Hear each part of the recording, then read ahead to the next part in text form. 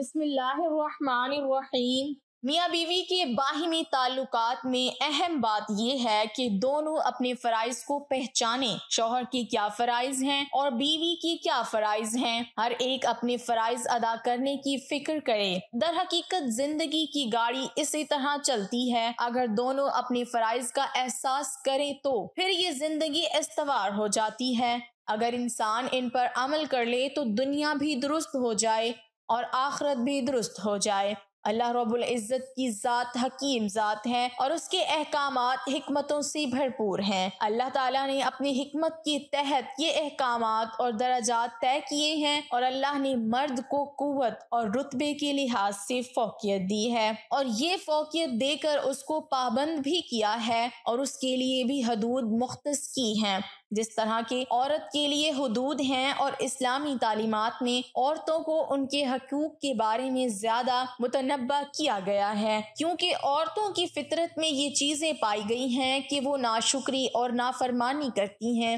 اور اپنی مرضی پر چلنے کی کوشش کرتی ہیں۔ آج کی ویڈیو میں ہم آپ کو شادی شدہ عورتوں کے کچھ مخصوص حقوق سے آگاہ کرنے جا رہے ہیں، اور ایسی بیویوں کے بارے میں نبی صلی اللہ علیہ وسلم کا فرمان بھی بتائیں گے جو کہ اپنے شوہروں کو اپنے پاس آنے سے روکتی ہیں، ان کی نافرمانی کرتی ہیں اور انہیں ناراض کرتی ہیں۔ اس بارے میں جاننے کے لیے آپ سے التماس ہے کہ ویڈیو کو آخر تک ضرور دیکھیے گا۔ تو ناظرین، شیخ الاسلام امام ابن تیمیہ نے لکھا ہے کہ نیک عورت حقیقت میں وہی ہے جو اپنے شوہر کی اطاعت اور فرما برداری پر مداومت اور ہمیشگی برتے، اللہ اور اس کے رسول صلی اللہ علیہ وسلم کا حق ادا کرنے کے بعد عورت کے لیے اپنے شوہر کے حق سے بڑھ کر کوئی حق نہیں۔ ناظرین، اللہ رب العزت نے عورت کو تحفظ فراہم کرنے کے لیے رشتے بنائے ہیں، جیسے باپ اپنی بیٹی کو اور بھائی اپنی بہن کو تحفظ فراہم کرتا ہے، اسی طرح شادی کے بعد عورت کے لیے اس کی کل کائنات اس کا شوہر ہی ہوتا ہے، جو اس کی حفاظت اور نفقے کا ذمہ دار ہوتا ہے، اور عورت کی پہچان اس کے خاندان سے ہی ہوتی ہے، یعنی اس کے شوہر کا گھر ہی اس کا اصل گھر ہے جہاں اس نے ساری زندگی گزارنی ہوتی ہے۔ والدین کے گھر تو وہ تھوڑے عرصے کی مہمان ہوتی ہے، یہی وجہ ہے کہ عورت کو اس چیز کا پابند بنایا جائے کہ وہ اپنے شوہر کی قدر کرے، اس کی فرما برداری کرے اور اس کے ذمے جو حقوق ہیں انہیں ادا کرے۔ اور یہاں تک فرمایا گیا ہے کہ عورت کے لیے اللہ کی رضا اس کے خاوند کی رضا میں چھپی ہے، اگر اس کا شوہر اس سے راضی ہے تو اللہ بھی اس سے راضی ہے، اور اگر اس نے اپنے شوہر کو ناراض کیا تو اس نے اللہ کو ناراض کیا۔ ناظرین، اگر عورت اپنی زندگی کو اللہ کے احکام اور حضور اقدس صلی اللہ علیہ وسلم کی پیروی کرتے ہوئے گزارے اور ساتھ میں اپنے شوہر کی فرما بردار بھی ہو تو اس کے لیے بشارتیں بھی ہیں جو آگے چل کر ہم آپ کو بتائیں گے۔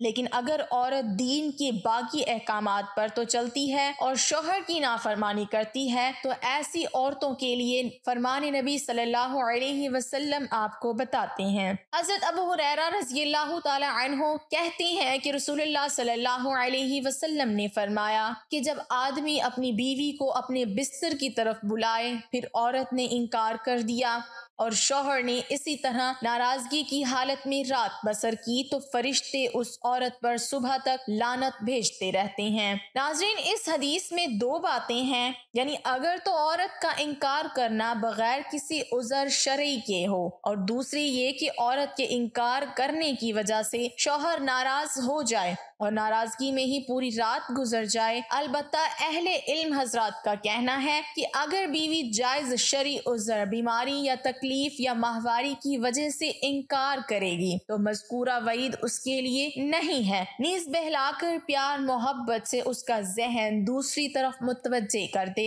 اس میں صریحتاً انکار بھی نہ پایا جائے اور اپنی منشا بھی پوری کر لے تو یہ بھی وعید میں داخل نہیں ہے۔ قرآن و حدیث میں عورت کو شوہر کی کی مکمل فرما برداری کا حکم دیا گیا ہے۔ اگر شوہر بیوی کو کسی بات سے منع کر دے تو بیوی پر اس کی بات کا ماننا لازم ہے۔ حدیث میں تو یہاں تک ہے کہ اگر اللہ تعالیٰ کے سوا کسی کو سجدہ روا ہوتا تو عورت کو حکم ہوتا کہ وہ اپنے شوہر کو سجدہ کرے، لیکن یاد رہے کہ خلاف شرع امور میں شوہر کی اطاعت ضروری نہیں ہے، بلکہ شوہر اگر بیوی کو کسی معصیت کا حکم کرے تو بیوی کے لیے اس کی بات ماننا جائز نہیں، اور شوہر کے لیے یہ جائز نہیں کہ وہ اپنی بیوی کو اس کے والدین سے ملنے سے روک دے اور قطع تعلق کرا دے۔ ناظرین، احادیث سے یہ بات واضح ہوتی ہے کہ بیوی کے لیے جائز نہیں کہ وہ بغیر کسی شرعی عذر کے اپنے خاوند سے علیحدہ رہے اور اسے اس کا حق نہ دے۔